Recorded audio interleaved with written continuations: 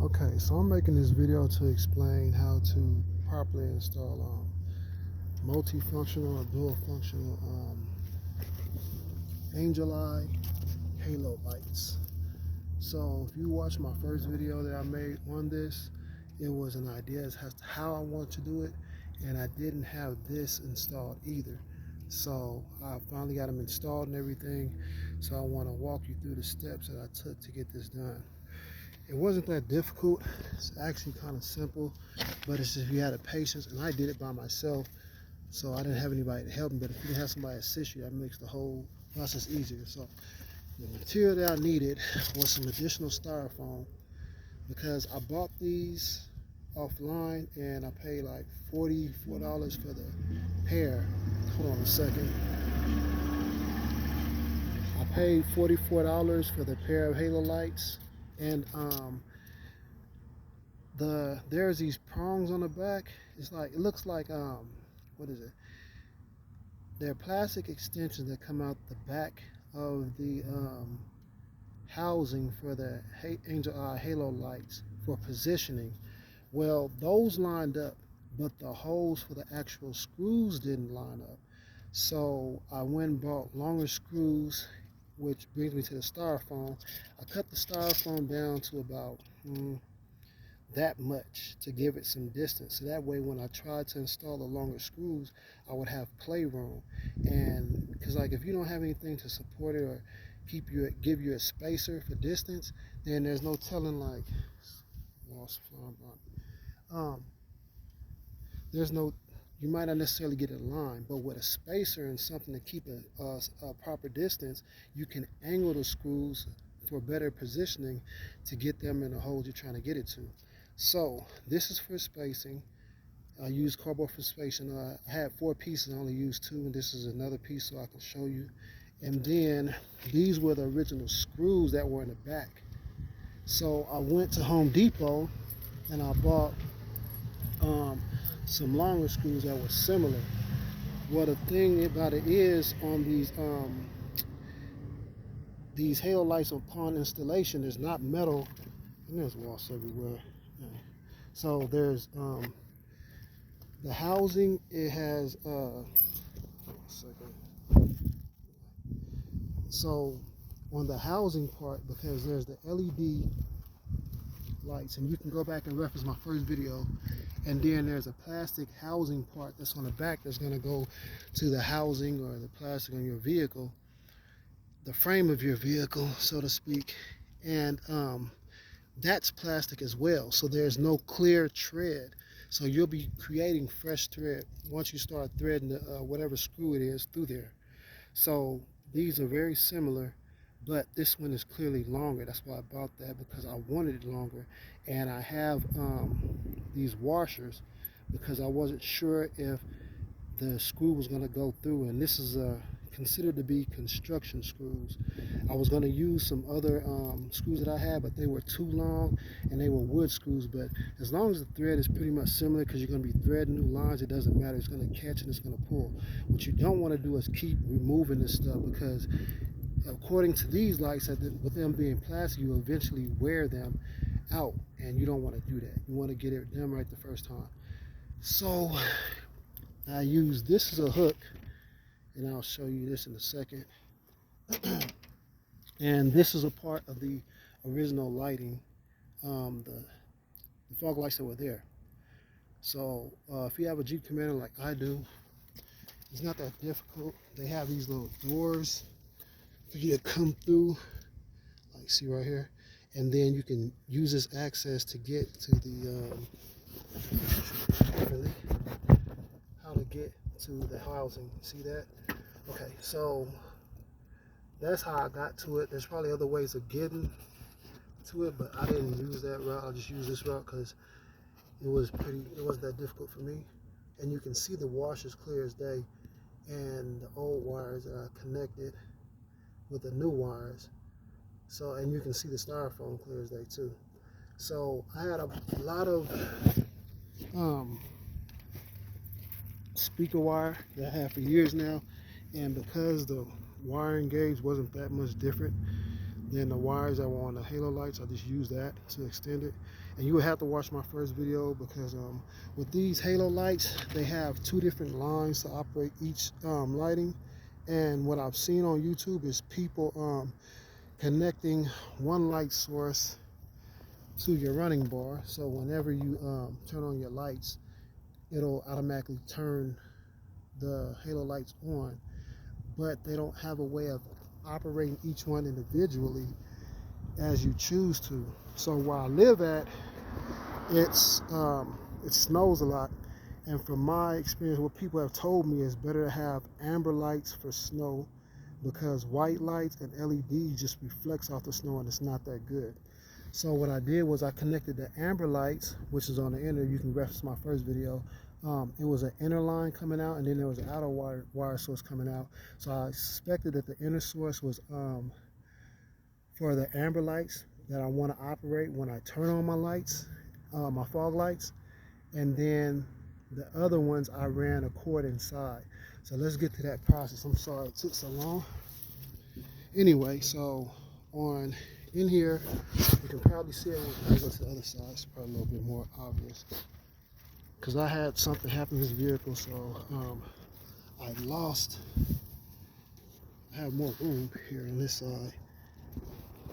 So with this one, if you see this wire right here with the line on it, and that black wire, they're connected to the speaker wire that I use to extend everything. So I would say the white wire with the orangish, reddish lining on it is the positive. And anybody that's used to installing speakers or lights, in most cases, the black wire is considered to be the ground wire, and any other wire is considered to be the hot or the positive wire. So if the white wire with the stripe on is the positive, I'm just automatically going to assume, because black is never really anything outside of being a negative, is the ground wire. I'll just connect the speaker wire with a line on it, because speaker wire with a line symbolizes to be a negative as well. And the solid wire that doesn't have a line is considered to be positive. So I ran the black wire on the speaker wire with a line to it, making it a negative, and then the solid wire with this white wire and the red line to be the positive. So I ran it from one side to the other side, and that's going to go back to the switch. So as you can see here, from the passenger side, I ran that wire up, and there's this little coil stuff like right here I can use. I'll probably get some of that later and cover the wire that I have right here to protect it from any type of heat or anything. So I ran it from that side up, and that's what this wire was for. I used this as a hook for areas I couldn't get to pull it up and through, and then I just ran that wire this way and connected it to the other wire that was down there. You can see right here, I connected them. So this is the ground wire. So it's the wire I ran from one side to this side, and then I spliced it. Now this wire right here is going back to the switch, I want to say. Yeah. So yeah, that's how I connected those two lines together. I had excess wires, so I just removed the excess wire I didn't need. Now this is the part that's going to give you the power and the control. I want to control the the halo lights, the white lights, individually on its own. So what I did was, since I already have these LEDs hooked up right here, and they say it's a good idea, or it is a good idea, if you're going to connect anything that can run continuously, you want to connect it before a fuse. That way if anything goes wrong, it'll blow the fuse and not damage your vehicle. What I was going to do was connect the switch to the positive, and I thought about it, I'm like, that's not a good idea. I'll connect the switch to the negative wire, which is this black wire right here, and I have the connections right here. So I spliced this line for the hot, because when it comes to speakers and like lights, so to speak, only thing you need is a complete circuit or a current, and then you have power, or you have the sound. So to break that current is my switch.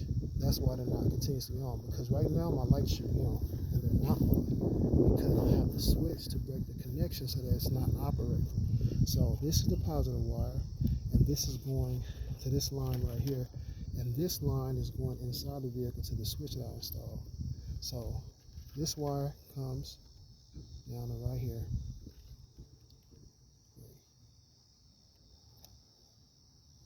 Oh, that's my negative, that's why.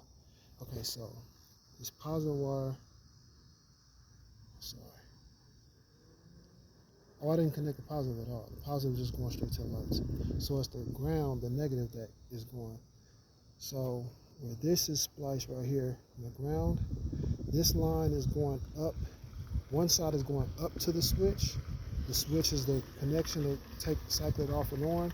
Then that other line is coming back down to the rest of the wires of the lights, because I connected a negative and a negative and a positive and a positive. So in order to complete the circuit, the two negative wires coming from the lights are connected and they come up, and that's where this is coming from, the two wires that are going down to the lights.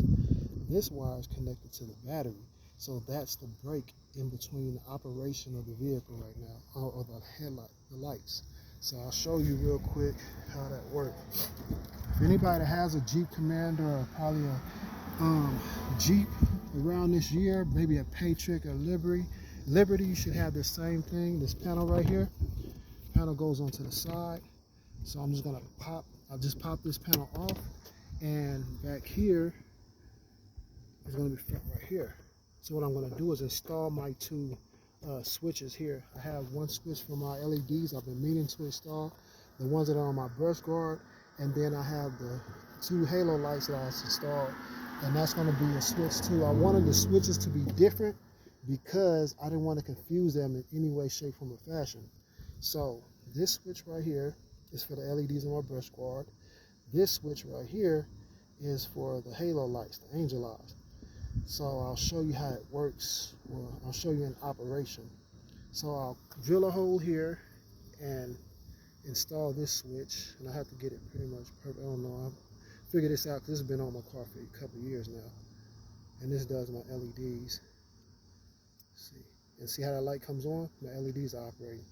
Now this is for the angel eye halos, so I'm gonna turn this on. Okay, it doesn't have a light, but you go over here in the front and you're gonna see there's my LEDs. Wait, it just went off. Hold on. Oh, maybe because I don't have the car on, but it's responding. Yeah, it's been on here for a couple of years. It acts up sometimes. But anyway, yeah, the LEDs on, and then angel eyes are on. And then when I turn on my vehicle, let's see that key. 1 second.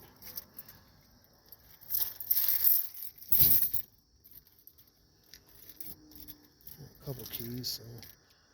So I'm gonna do another video too right after this one. It'll be uploaded today, and it'll be on how to install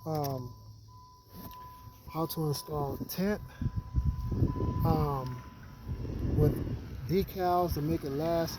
Also emblems so they don't just come off, and hood ornaments. So if you want to watch that video, that'll be next. But just go to my channel, and I have another one. I have Ford emblem installed, illuminated Ford emblem installed, and I used. See, so now you can barely see it. Oh, I didn't turn on amber lights. So now I'm turning on my fog lights right here, and that green light indicates that my fog lights are on. Now we're gonna look at the amber lights. Yeah, I'm gonna do another video tonight when it's completely dark. But now you see the amber lights illuminated and the angel eye white halo lights. So yeah, like, subscribe if this was helpful. Sorry it took so long, but I had to walk through the process. And if you want to check out my other videos I have, feel free to.